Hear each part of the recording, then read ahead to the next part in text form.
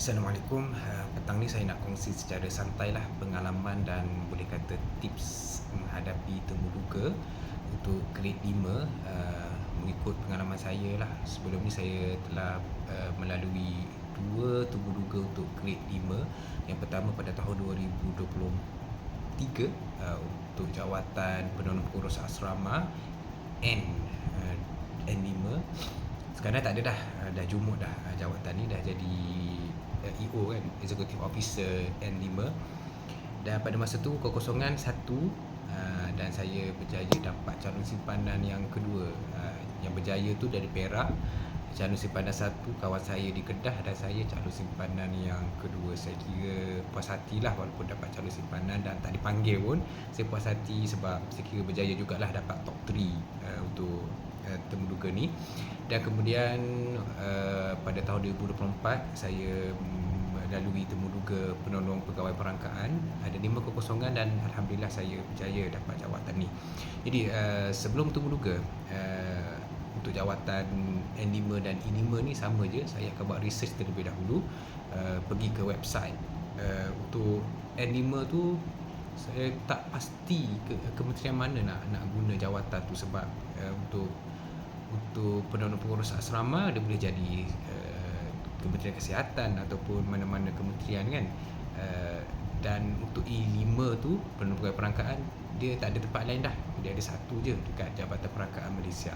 Senang kita nak buat research. Tapi untuk grade E5 tu, so saya buat research, saya dapat tahu kekosongan tu di Kementerian Pembangunan Wanita dan Wanita, Keluarga dan Masyarakat.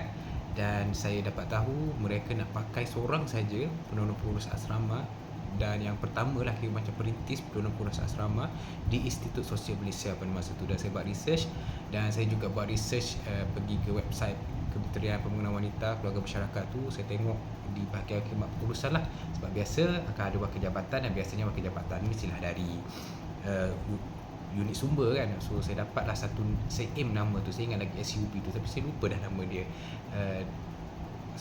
Dan masa pergi temu duga, dah buat research semua, dah pergi temu duga sekali betul. Untuk N5 tu memang betul, SUB yang saya aim tu dialah yang jadi panel saya. Tapi masa tu saya lupa dia, wakil SPA tanya awak kenal tak siapa ni kan, setiausaha sebahagian. Tapi saya lupa nama dia, saya cuba sebut tapi salah sebut. Lepas tu kena tegur dengan wakil SPA. Lain kali kalau tak tahu, bagi tahu maaf puan, saya tidak tahu kan. Saya kena tegur masa tu. Dan bila dah buat research, kita dah bersedia untuk pergi temu duga. Ada dokumen. Sekarang ni semua dah kita upload je dokumen kita tu di My Resume kan. So senang, tapi tetap kena bawa file yang mengandungi dokumen-dokumen original kita tu kepada pihak SPA untuk temu duga nanti, dan untuk panel lihat. Tapi panel tak tengok pun file tu, panel akan rujuk juga dekat dia punya tab dekat sistem My Resume. Tapi penting file tu, walaupun diorang panel tak balik pun pentingnya, sebab itu dia macam first impression lah. Selain kita punya penampilan diri dengan pakai yang sesuai lah, untuk grade 5 pakai suit sekali, pakai necktie. Yang kedua kena jaga first impression, adalah first impression dari kita punya file. Walaupun mereka tak balik, kita nak tengok kekemasan file tu. Terutama sekali saya perasan ramai yang bagi bawa file kosong macam tu je, muka depan tu kosong, tak ada apa. Seeloknya kita buat muka depan file tu. Saya nak tunjuk contoh, tapi tunggulah kemudian nanti. Saya akan buat video next insyaAllah. Pada ada masa saya akan tunjuk contoh muka depan file tu, biar ada muka depan file tu, supaya nampaklah pengurusan file kita tu terbaik.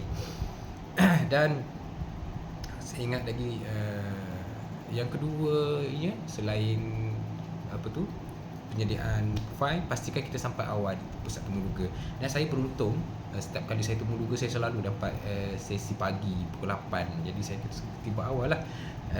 Pukul 7 pagi saya dah sampai dah, biasanya sejam lebih awal lah. Dan pentingnya sampai awal ni, sebab time tu jugalah ahli panel akan sampai, dan biasanya saya akan terserempak dengan ahli panel. Sebab tu masa temu duga N5 ni panel tu tegur saya, awak kan yang sampai awal pagi tadi kan, saya perasan dia cakap macam tu. So saya rasa bangga lah kan, sebab sampai awal sekali dengan panel, dan panel pula perasan notice saya. Itu satu positive impression lah kepada panel tentang diri kita. Dan wakil SPA pada masa tu dia tanya saya soalan, saya ingat lagi lah, pada tahun 2003, 2 tahun lepas kan. Saya ingat dia tanya, sekiranya berlaku bencana apa tindakan kita. Itulah. Tapi wakil jabatan dari Kementerian Pengurusan Wanita SUV tu tadi dia mau tanya kepada pengalaman saya lah, sebab saya sebelum ni dah bertugas sebagai penyelia asrama grade 1. Jadi tanya pengalaman kerja saya yang lepas. So saya tak berapa ingat lah soalan-soalan lain tu, minta maaf. Tapi saya nak cuba share persiapan untuk pergi Temuduga lah. Dan untuk grade E5 pula, saya dah buat research sebelum pergi Temuduga, study sikit pasal Jabatan Perangkat Malaysia, dan memang betul lah mereka tanya berkaitan dengan sistem apa yang ada di DOSM, dan saya sendiri tu pernah terlibat dengan apa-apa yang berkaitan dengan pertanian ke, sebab salah satu di job scope di DOSM kan, kita ada banci pertanian kan. So, saya sebut je lah, saya pernah, mak dengan ayah saya dulu pernah menoleh getah macam tu kan, ada kebun sawit, dan benda-benda tu akan bagi positive impression lah kepada mereka, ada kaitan. Dan saya kongsi lah saya punya kegiatan aktiviti luar. Saya aktiviti luar banyak sangat. So saya ambil peluang menyelit apa-apa soalan, saya akan selitkan dengan nak bagi tahu saya aktif kat luar. Dan saya rasa itulah yang banyak membantu saya berjaya untuk grade E5 sebenarnya, dan juga N5 tadi tu berjaya dapat. Itulah kot saja. Saya nak kongsi banyak lagi, tapi itulah, saya dah 2 tahun, 2023, 2024, dah lama sangat, saya boleh lupa dah soalan-soalan yang ditanya tu. Nantilah kalau teringat, saya akan buat balik video untuk kongsi pengalaman Temuduga ni. Tadi saya doakan semoga berjaya lah kepada semua yang akan melalui Temuduga SPA. Good luck semua, sekian.